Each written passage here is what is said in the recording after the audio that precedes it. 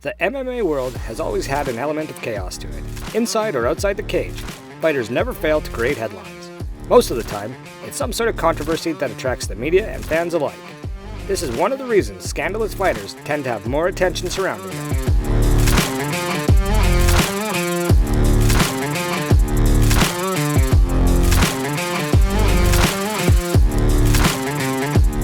One such fighter is TJ Dillashaw. Despite having a highly decorated career as a former two-time UFC bantamweight champion,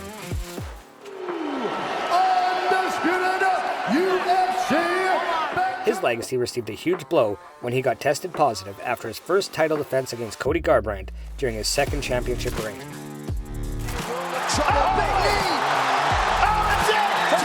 One of the accusations made at TJ was the fact that he'd taken some special supplements. Oh yeah, the guy's on everything. Yeah. He's on everything. TJ? Yeah, I'm on everything. They test me every day, so I'm on everything. Well, you're the one that showed everyone how to do it on Team Alpha Male. Yeah, I'm the one that's now bringing it in. Yeah. Look at him. He has nothing to say. However, things came completely crashing down for him when he was challenged for the flyweight title and got finished by Triple C in 32 seconds of the very first round.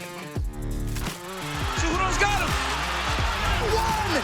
He got him bad! Performance by Henry. I mean, I haven't seen him compete this well since he won an Olympic gold medal. Unbelievable. Subsequently failing pre- and post-fight drug tests. The fight only lasted 30 seconds. Very unfortunate. You don't know what we're talking about. TJ Dillashaw tested positive for injectable EPO, which is a serious performance-enhancing substance. And in some circumstances, according to Jeff Nowitzki, it's given people strokes. And Dillashaw getting slapped with a 2-year suspension. Due to his stature as a former champion, his comeback was highly touted, and rightly so. After his suspension, he made a scintillating comeback in one of the closest contested fights ever in the history of MMA against Corey Sandhagen. Luckily for the former champion, he got his hand raised after the 5-round battle. As Dillashaw showed the world that he'd still got it, speculation of him being next in line for the title picked up pace. Even, he expressed his wish to give a run for the belt currently held by the Funk Master, Aljamain Sterling.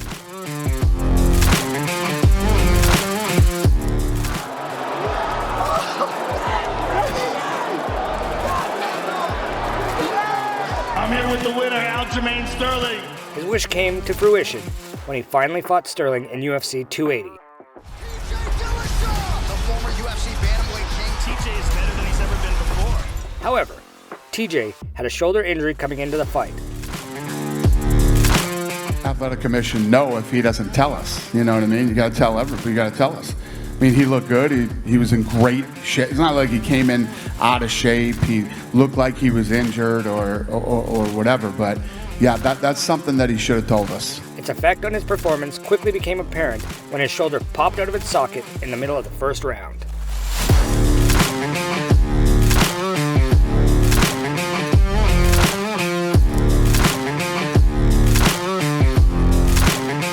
Despite such adversity, he weathered the storm and survived the first round, even though he got brutally battered by the champion. But coming into the second round, it quickly became evident that he wasn't winning this fight in such a state. As expected, he lost via second round TKO, and now the former 135-pound king has announced his retirement. Even though he didn't look very good in his last outing, this news took many by surprise. It's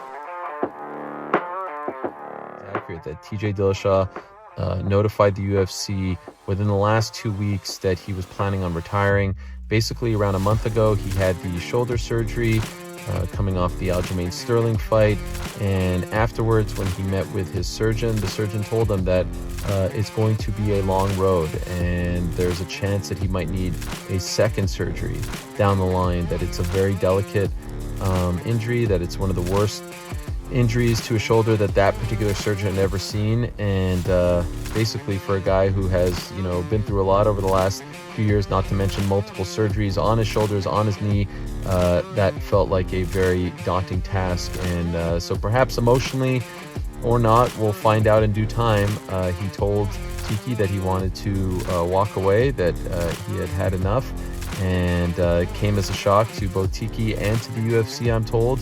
But they did inform the UFC within the last 2 weeks, week and a half or so, that his decision was to retire. It was expected that Dillashaw would recover from his injury and come back for another crack at the belt. However, as per various sources, the shoulder injury seems to be pretty severe. Under such circumstances, it is only fair that TJ Dillashaw has decided to retire. But is this the case? The Mcgregor Loophole has caught wind lately after photos of the Irishman surfaced where he was looking extremely muscular. This drew suspicions about McGregor being on banned drugs like PEDs.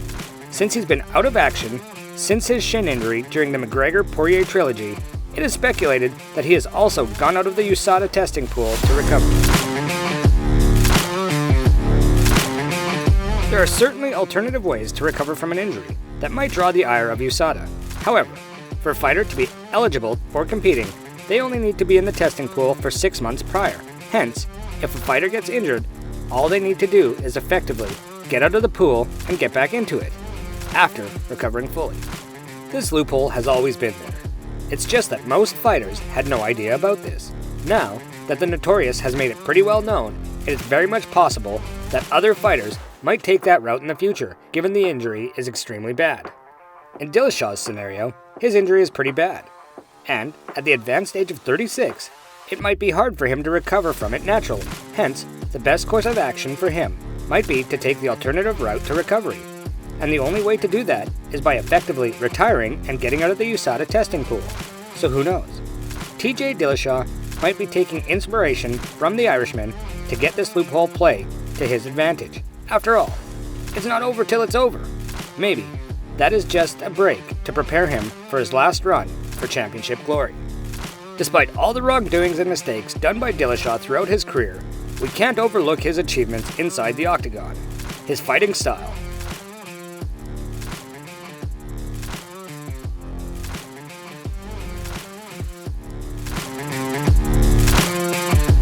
Fight IQ.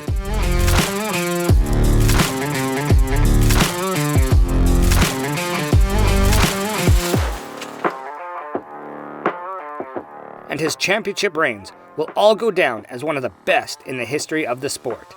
He is credited for giving the fans some of the best fights inside the octagon.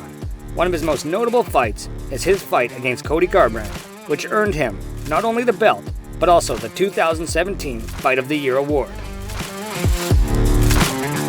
One of the most successful fighters in 135-pound history, he is currently tied with Aljamain Sterling for most wins in bantamweight, 13. One of the most successful bantamweight champions, he has defended his belt thrice during his 2 reigns as the champion. TJ Dillashaw! Unbelievable! Dillashaw! Look at the head. Garbrandt in a world of trouble. Big knee! Oh, that's it! TJ Dillashaw! Hate him or love him, despite all his shortcomings and questionable conduct, you will have to admit we are fortunate enough to witness the career of an elite like TJ Dillashaw.